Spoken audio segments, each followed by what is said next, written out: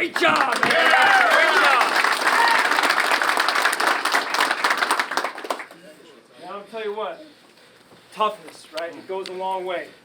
It really does. Your focus and your toughness didn't go all our way right from the start, but we came out in that second half and we put it down.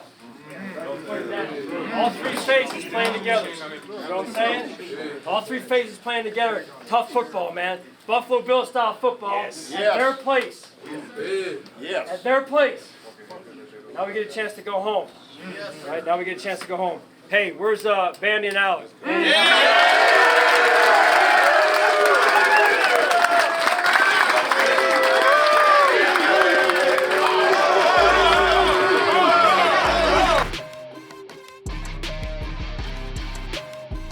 Resilient, tall, that is Buffalo to a core, baby. How about those Buffalo Bills? Right here, baby! Right here! 1, 2, 3, 1, 2, 3!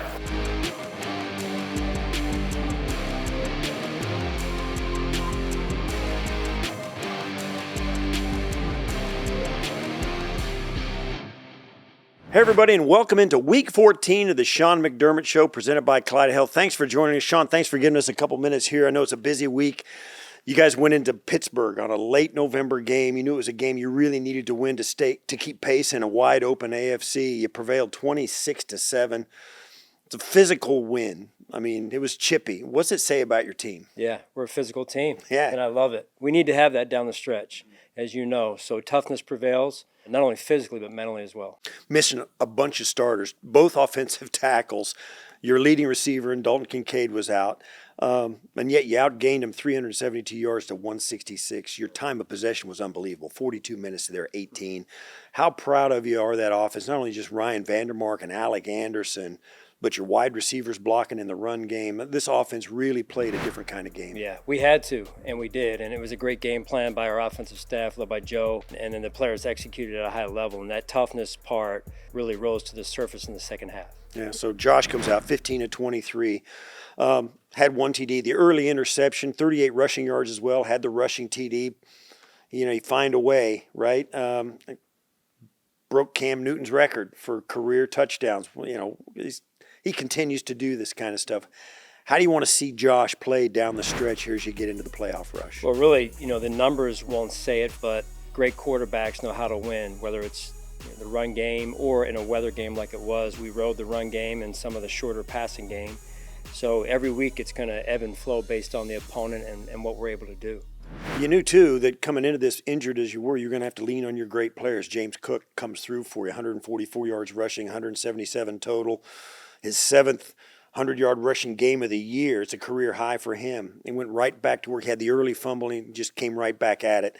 What does playing so well in a physical game like this say about James and his contribution? Yeah, he's a dog for us, and he's a big dog. He may not be big in stature, but in heart and toughness, and he loves to play the game. So the energy that we get partly on the offensive side is because of him. Yeah, you said earlier that you really needed the offense to play like it did, but your defense was really a story in this one. They clamped down the Steelers and allowed only 166 total yards, only 10 first downs, 33% on third down. They sparked everything for the turnaround right after halftime when Joey Bosa got the sack, strip, fumble, and the scoop and score by Christian. You know, how proud of you are these guys on defense to come in with the physicality they did in Pittsburgh? Well, that's important. You know, we've set a goal to come in and develop an identity within our culture. And, you know, we've got a great Josh Allen at quarterback that certainly gets the right amount of attention, but the defense has been working hard and putting ourselves in position to win games. And when you can come out in that second half, great call by Bobby Babich and the defensive staff there with the game plan, and got after it early, and then Joey made the sack fumble, and we score on defense, and then the ensuing drive, take it away again. You know, one of the core guys, the young guys that you signed to an extension was Christian Benford. Now, certainly he showed up. He sparked the second half rally with the scoop and score, and then, you know, the next play from scrimmage, he's got the pick, or next two plays. How can a defensive guy like that really, I mean, what does a playmaker in your secondary do for your whole defense? It's huge. I mean, we matched them up against Metcalf, their number one receiver, and to be able to shut him down and then also come away with two big takeaways for our offense. We wanted to set up our offense in scoring position, and we did it. All right, Coach, we'll get back to you later in the show for your final thoughts and your look ahead towards the Cincinnati Bengals this weekend. Stay with us. We'll be right back on the Sean McDermott Show. Game Plan is presented by Energy Mart, official energy supplier of the Buffalo Bills. When we come back, Eric Wood gives us his breakdown of the win over Pittsburgh. Later on, defensive tackle Larry Ogunjobi is mic'd up in the win over the Steelers.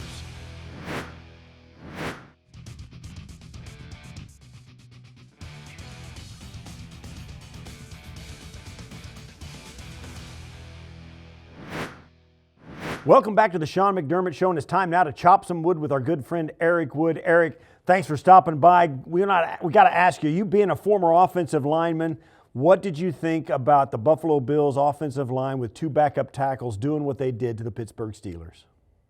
Yeah, I thought they did a great job in the run game. And then, of course, you get a couple false starts from Alec Anderson, but I don't blame him trying to get a jump on a silent snap count that he's never really worked in a game in that situation with Connor McGovern and trying to time up the snap. If you don't time up those snaps against TJ Watt, you're going to get smoked off the edge. So I don't blame him there.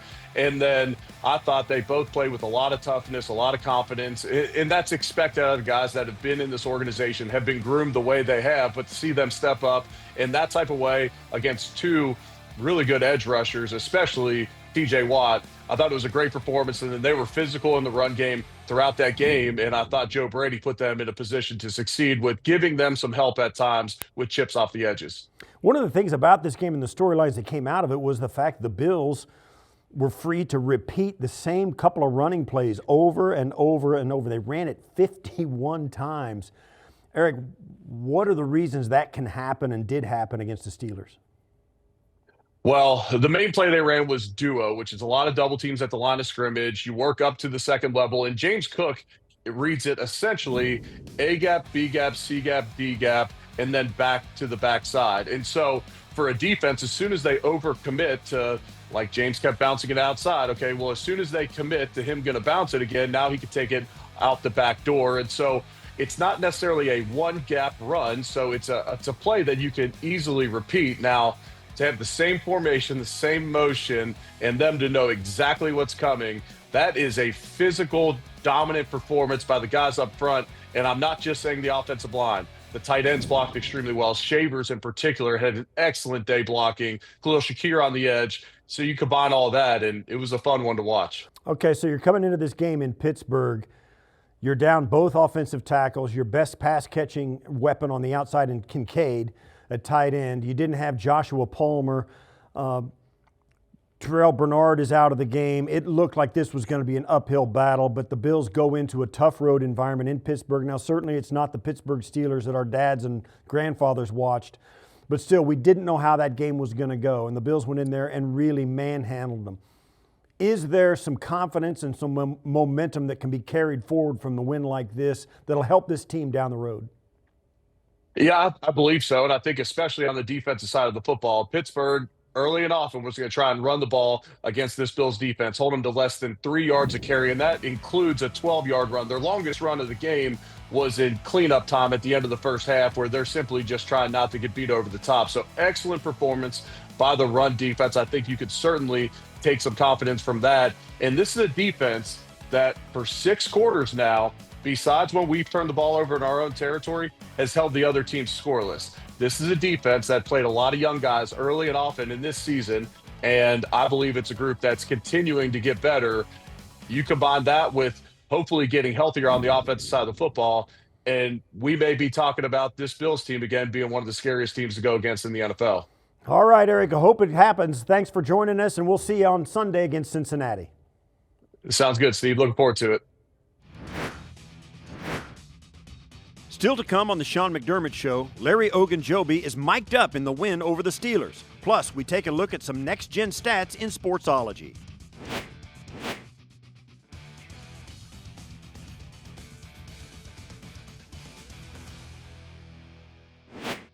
Come here, Dave! Come here, do what you do! Come here. Okay. Let's go, my. Come on. Let's go, Larry!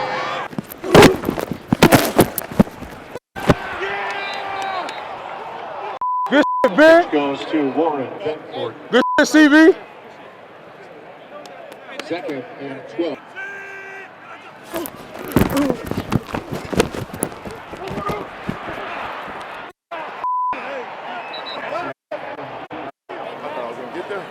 Yeah. Hey, after I chased him down, he was like, "Oh, you son of a gun." I ain't gonna lie. Aaron Rodgers called me a son of a gun and then tapped my chest. I gotta get closer to him again. Did they turn off this bench? They had to, bro. This died. Blowing out cold air. Come on, man. Big play coming. We gotta get a turnover. Ball, ball, ball! Give me that!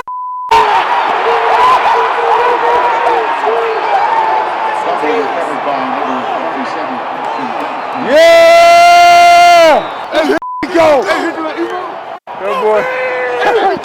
Hell yeah! I saw you, Phil. You wanted that. I said, oh yeah! It should have been me! I got a block. Yeah, Joey. No, he hurt him. No, he hurt him. That turned me up. My turn. Come on, Larry. Come on. It's the time. Get your up. Yes, sir. Go, AJ. In the dirt. In the dirt.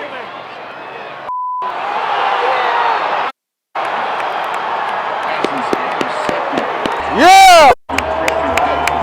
Hey. Hey. You're snapping. Hell yeah. Hell yeah. Come on. Don't lay down. Full speed, baby. Come on, baby. Check. Miss you, bro. Keep balling.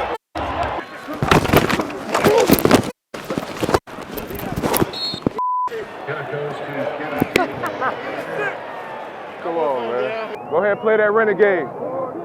Play that renegade. Hey, man. Great to get a dub. Buffalo. Go Bills, man. Another day in the offense. God bless. Next up on the Sean McDermott Show, we break down some next-gen stats in Sportsology. Plus, hear Coach's final thoughts on hosting the Cincinnati Bengals on Sunday. Sportsology is presented by ECMC. ECMC, official healthcare provider of the Buffalo Bills. Buffalo's trench play was a tone setter against the Steelers. They established a line of scrimmage early and didn't look back. The Bills' rushing offense was on fire, blazing through a top 5 defensive line by opening up big gaps for 249 rushing yards, a record at Acrisure Stadium. Buffalo's run defense played with a chip on their shoulder.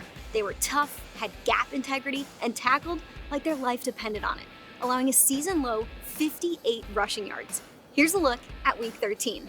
The Bills had a season-high 51 rushing attempts. They called a run play on 63.5% of their plays, the 4th highest since Josh Allen was drafted in 2018. Running back James Cook was dominant, going off for a career-high 32 carries for 144 rushing yards. Cook had 60 yards before contact, the second most this season, and forced 6 missed tackles on the ground, which tied for a season high. It was the running back's 7th game of the season with at least 100 rushing yards. Buffalo's run defense made a statement, allowing just 33 rushing yards in the first half and 25 in the second. Sean McDermott said it was one of their best tackling games of the season. Cornerback Christian Benford was a ball hawk, grabbing a fumble recovery for a touchdown and an interception on back-to-back series. The cornerback matched up against wide receiver DK Metcalf on 13 of his 22 routes, including 10 in man coverage. Metcalf was targeted just once across those 13 matchups and was held without a catch. Quarterback Josh Allen extended plays with his legs against the Steelers, converting third downs to keep drives alive and earn him 1 passing and 1 rushing touchdown. Allen now has the most rushing touchdowns by a quarterback in NFL history, passing Cam Newton with 76. He also joins Drew Brees as the only player to have at least 30 offensive touchdowns in 6 straight seasons.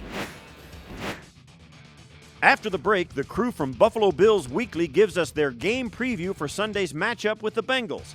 Plus, Coach tells us what it will take to get the win against Cincinnati on Sunday.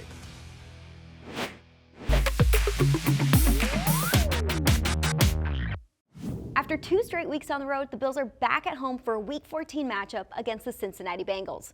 Bengals quarterback Joe Burrow is back at the helm after missing 9 weeks due to turf toe. Burrow gives the Bengals the best chance to win due to his pocket presence and awareness. He had his first game back against the Ravens, beat them 32-14 with 261 passing yards and 2 touchdowns.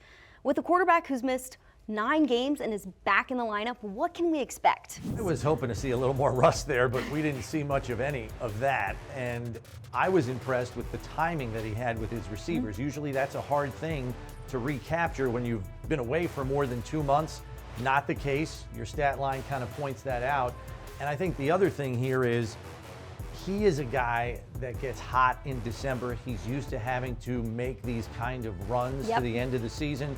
They had to do it last year, just missed the playoffs by a game.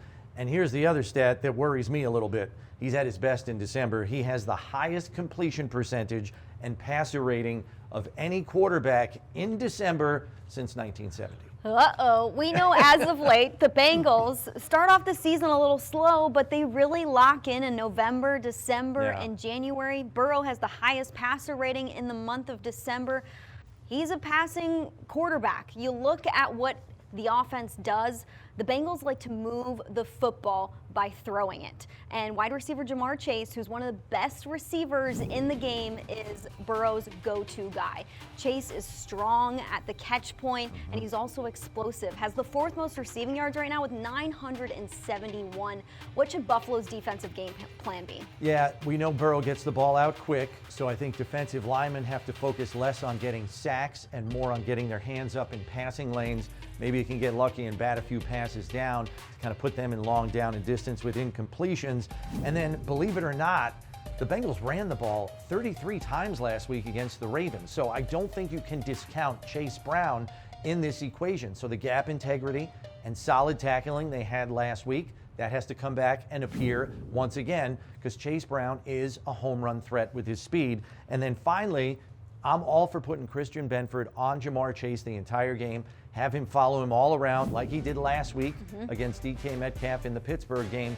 As a matter of fact, Benford has been utilized as a traveler with the other team's #1 receiver in 5 of the last 6 games, and I think he's played some of his best football here down the stretch. Sean McDermott gave us a little bit of insight into what Christian Benford does behind the scenes when it comes to going up against #1 wide receivers. Benford said, "Give me the guy. I want to go up against the best wide receiver." Last week, it was DK Metcalf, and he did not allow a catch in coverage. He's done an incredible job as of late. 2 takeaways last game as well. When you look at Cincinnati's defense, man, they have struggled all season, ranking at the very bottom of the league in several categories. They're allowing the most points per game, most yards per game, allowing 31 points per game. The unit does not play together, and because of that, there's a lot of holes open on the field for Buffalo to take advantage of. How can the Bills hang 40 on them? Oh, you're asking for a lot there, I Maddy, want a 40 burger. Okay, fair enough. The Bengals' run defense, I will say, has improved in recent weeks. It's still not where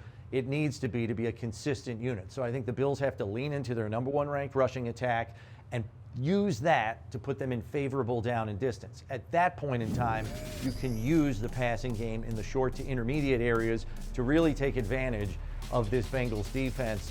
And look, they play defense top down. They don't want to get beat over the top. So Josh really has to focus on taking what the defense gives him, get the ball in the hands of your playmakers, and let them do the rest. I know I told you last week, Pittsburgh gave up the 3rd most yards after the catch. Bengals give up the most in the league. 1,980 yards after the catch in just 12 games. It's about 162 yards a game. With a win, the Bills would beat the Joe Burrow-led Bengals for the very first time. For more from Brownie and Maddy, including insights from players and coaches, check your local listings for Buffalo Bills Weekly, also available on Buffalo Bills YouTube. Coach, back home this Sunday against the Cincinnati Bengals, they're coming off an enormous win against Baltimore on Thanksgiving. People say you need to start playing your best football after Thanksgiving. What's your message to your team this week? Well, the challenge is an obvious one. This team that we're going to face may not be by record where they've been in years past, but that's because the quarterback hasn't been in. And so in the 3 games he's played, they won all 3. So really they're undefeated as far as we're concerned. The challenge is what's in front of us.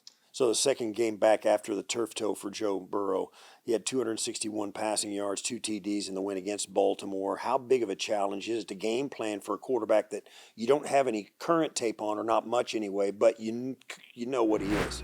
Well, he is, and he's one of the elite quarterbacks in the NFL, and he's super smart and, you know, just a big-time guy that works at it and knows what you're going to do, how you're going to do it, what it's going to look like pre-snap. So we got to do a really good job defensively coming up with a good plan. Thanks, Coach. Good luck this week. We'll catch up with you next week to preview your game against the Patriots. And thanks to everybody at home for joining us on the Sean McDermott Show. We're presented by Kaleida Health. We will see you next time, and as always, go Bills. Final Thoughts is presented by Toyota.